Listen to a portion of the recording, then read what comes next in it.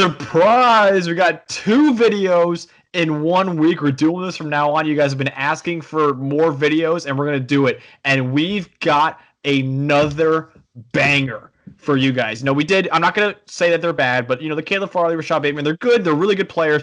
We are hitting you with some awesome players. You saw the Zach Wilson video. You're seeing Kyle Pitts now. Florida tight end Kyle Pitts. We're going to go over strengths, weaknesses, where he ranks for us on our boards, give player comps for him, and what NFL teams he might fit at the next level. Of course, this is Boomer Busted Draft Show. I got so excited I didn't even intro the show. Max Chadwick, PJ Clark, Tate Sigworth, and Nick Merriam. Of course, be sure to follow our Twitter and Instagram at Boom or Bust Draft, or on YouTube, anywhere you get your podcasts. We launched our website. We're posting articles on the topics we cover here, mock drafts, other draft-related topics as well. Be sure to check that out in the link below. And please like and subscribe to the channel. So let's go over the background on Mr. Kyle Pitts. He's number 9 on the official Boomer Bust Big Board 1.0 and number 1 tight end. He opted out of the Cotton Bowl and declared for the draft on December 20th. He's a junior, 6'6", 240 pounds, former 4-star recruit, number 162 overall, number 5 tight end in 2018, coming out of Pennsylvania. Really close to Penn State, too, and we botched by not recruiting this kid. 2-year starter. This season, he finished 10th in the Heisman voting, the first time a tight end has finished in the top 10 since Notre Dame's Ken McAfee in 1977. Yeah, a long time ago. Too low. Pitts stop it. Also became the first tight end to ever be a finalist for the Biletnikoff Award, which is given to the nation's best receiver. That award has been around since 1994. Devontae Smith does exist. Obviously, he's also a finalist for the Mackey Award, which is given to the nation's top tight end. He won the Mackey Award. Run away with it, unanimous for run away with it. They didn't even play that many games. It's not. It's not mixed up. Ask yourself, wait, what made the season so historic? Where he had 43 catches for 770 yards and 12 touchdowns. He led all tight ends. What? Say the thing. What do you mean? He didn't drop a ball all year. A ball. Oh, I was gonna mention it in our pros. He didn't drop this guy stat. Jumping ahead in the video. Stat. There's a comment over, yeah.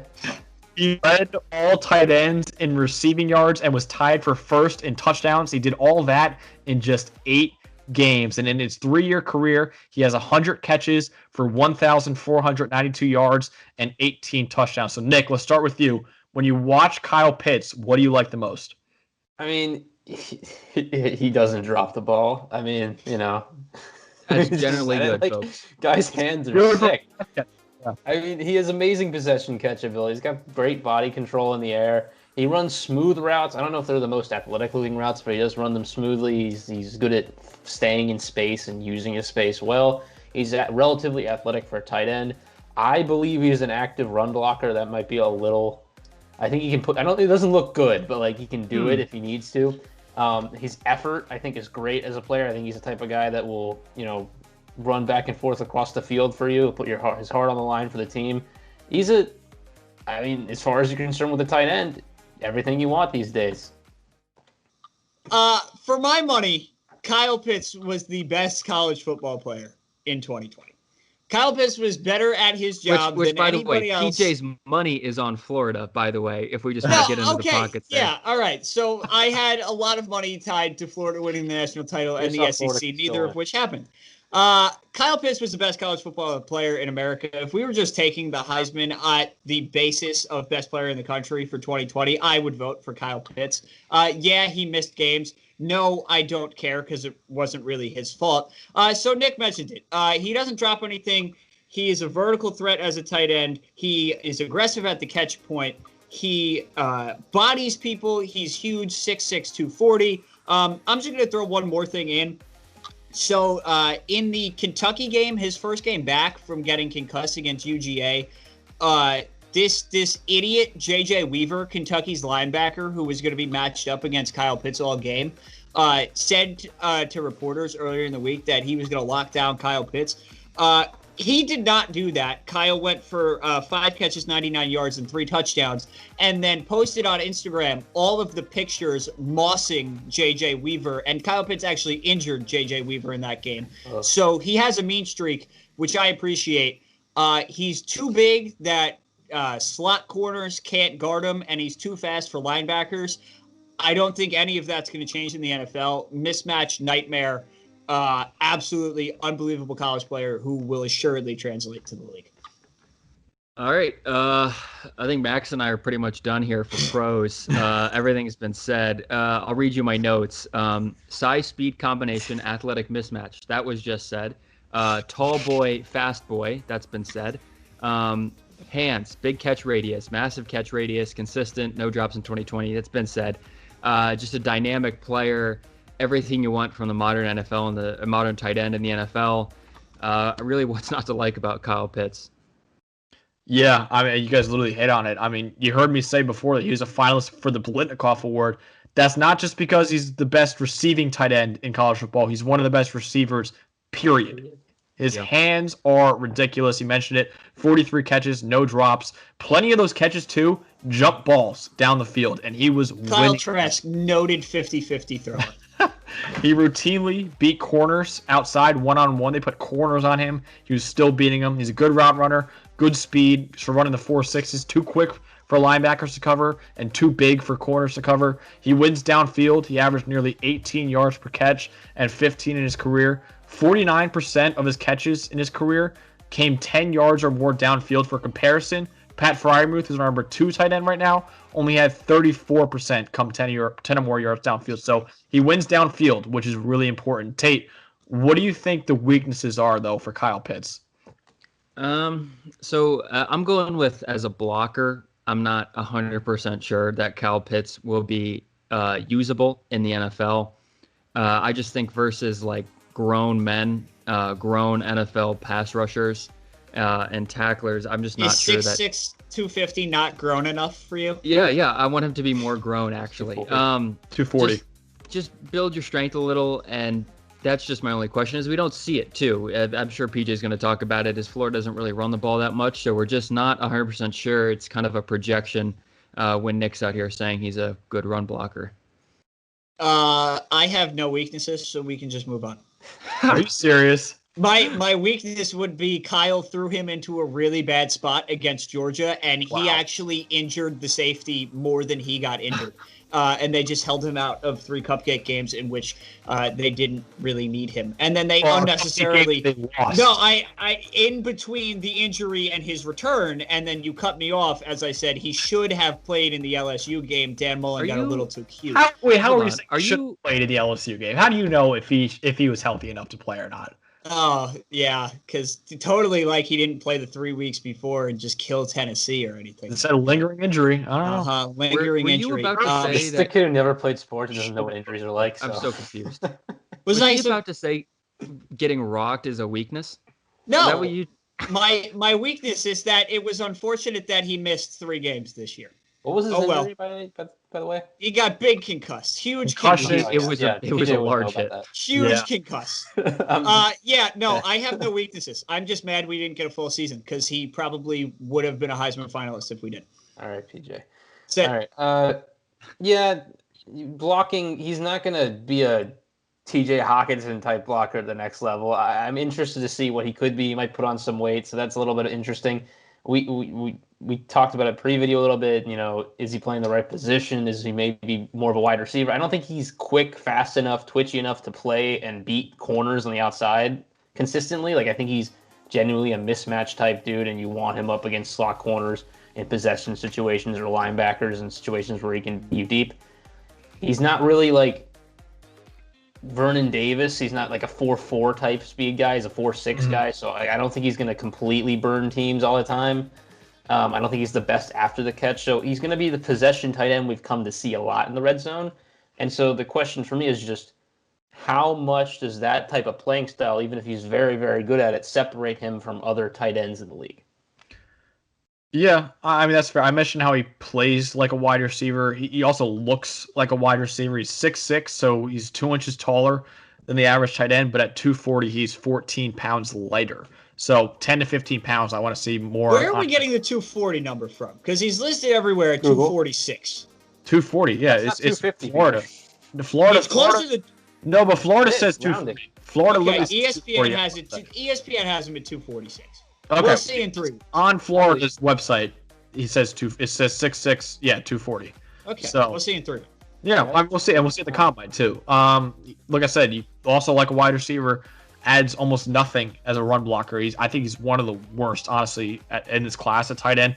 But it's not where the NFL is going. You know, the NFL is becoming more of a receiver type game for tight ends, especially not really an extra offensive line. Yeah, but also if you are George Kittle and can do both, that makes you X times more valuable than anybody else. In your weaknesses, PJ, but you declined to say apparently no weaknesses. I don't think it's a weakness. I think it's no weakness. Oh, I think he's a bad run blocker. I honestly, there might be some receivers even that are better run blockers in this draft than Kyle Pitts.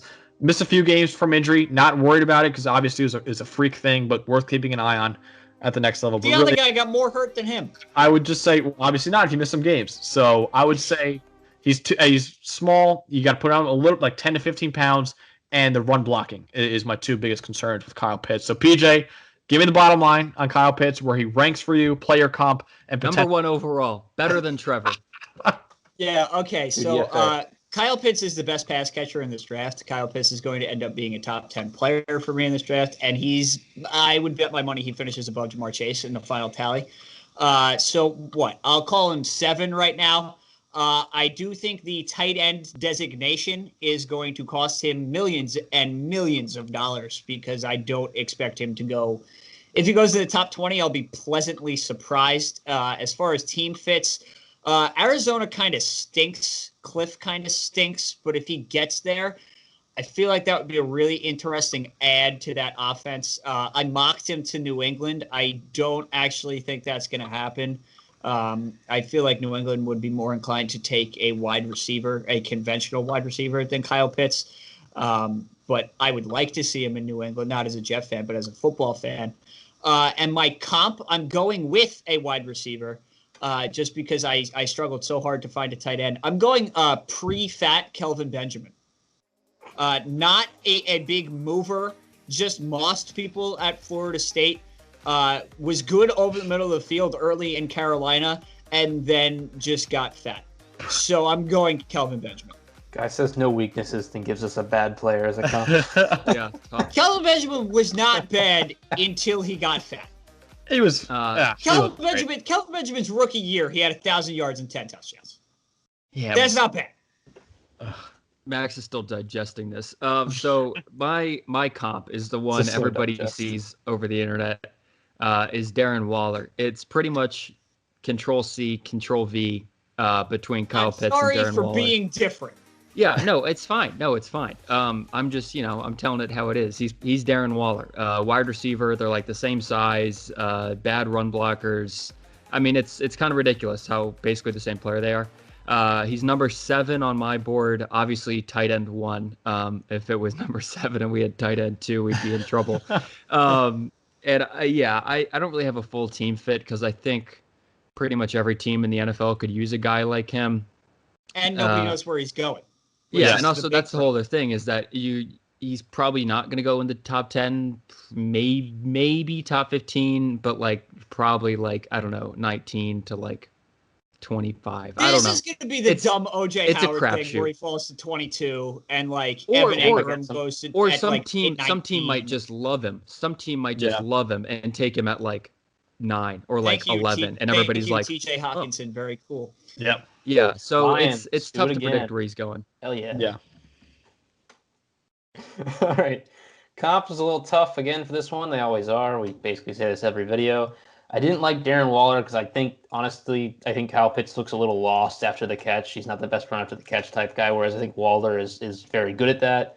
I don't think he's as we said earlier, he's not as speedy as Vernon Davis. So I kind of like the I'm old Jimmy Graham, who was able to actually move a little bit. Kyle Pitts did not play basketball, for those wondering. Did not play college basketball. That's a weakness. That is a thing that broadcasters cannot mention. True. It basically takes away half of the Sunday Night Football talking points. So Oh, wait, where'd you have him on the board, Nick? I had him 11 overall, number 1 tight end. Yeah, the tight end thing is going to cost him money. I mean, no lies here. It's just the truth. It's unfortunate. Where's he fit? I don't know. Patriots probably would like him, but they're probably not going to take him because they suck everywhere else. And I like Baltimore. Also, it's Bill Belichick. Yeah, I like Baltimore a lot. I think get him back to the 2 tight end thing and make Lamar sick again. Bring him back. That'd be cool. Yeah. Make Lamar good again. So for Pitts, right now, number 9 on my board, number 1 tight end. He's probably the best tight end since Vernon Davis in 06 when he was taken 6th overall. The position of tight end is shifting more towards wide receiver and less like an extra offensive lineman, like I said. If you look at the top 3 tight ends, arguably, in today's league, which are Kelsey, Kittle, and Darren Waller, I'd argue they're also the top 3 in terms of receiving ability. Now, the difference is Kelsey and Kittle, I think, are also very good run blockers, which puts them above Waller. So that's why I love the Waller comp. I'm going to go with Mike Gesicki to be different here. Oh, brother. Both are. I think he's way better. You thought my guy stunk. No, Gesicki's good. What are you talking about? Colin Benjamin had 1,000 yards. Mike Gesicki is good. Stay on the field. No, Mike Gesicki this year is good. So Pitts also can't stay on the field this year either. You can make a same argument. Here. But Gesicki, speedy, he's big. He'll jump balls too. At Penn State, let's go. He was awesome in jump balls. Not really a big after the catch guy, which I agree with Nick. I don't think Pitts is as good after the catch. I think he's all right. But yeah, I think Pitts is a way better Mike Gesicki at the next level. Not really good run blockers, but great receivers. Pitts also, we didn't even mention it, he won't turn 21 until October of his rookie season, a lot like Penei Sewell. There's a lot of guys like that. It's very weird. Like it a lot. So this guy is going to be a really, really good tight end. I think kind of like the difference between him and Waller is like Waller's hitting his stride now in year 4, whereas Pitts, I think, will hit the league running. So as for team fits, I know they need corners, but man, if the Cowboys wanted to burn the world down and take him and the top. Good lord! Go ahead, let him. Good lord! They want the Chiefs route. They want to take the Chiefs route and just be like, screw defense. Let's just score. Do that. Chargers. I like Chargers too. I think the Chargers. A tight end. Hunter Henry's contract's expiring. Mike Williams also coming up as well. I think the Chargers will work out. Look, taking a tight end in the top 10 is probably almost never worth it. But if you're as good of a receiver as Kyle Pitts is, I think it might be worth a shot. So that's what we got on Kyle Pitts. Please like the video again, subscribe to our channel, comment what you think about Kyle Pitts. Where would you take him in this 2021 draft? Because a lot of people are saying top 10. A lot of people are saying top. Don't listen to PJ. Top 25, not number 1 overall. You know what? PJ actually probably wants him to go 1. That way, Jets can get Lawrence at 2. Also, comment what you want to see us do next. Our king and the GOAT of TikTok pick and spreads requested Kyle Pitts. And you know what? We're listening to you. All right. So please comment more.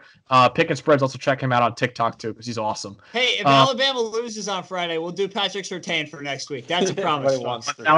Everybody wants Surtain. Once they lose, he'll be the first one done. Also comment, should we make a TikTok or not? Because we're internally debating it right now, and we're thinking about it. I think it'd be a good idea, but if not, whatever. Let us know. Follow our Twitter and Instagram at BoomerBustDraft, though, and check out the website below. So for PJ Clark, Tate Sigworth, and Nick Merriam, I'm Max Chadwick. Have a great night.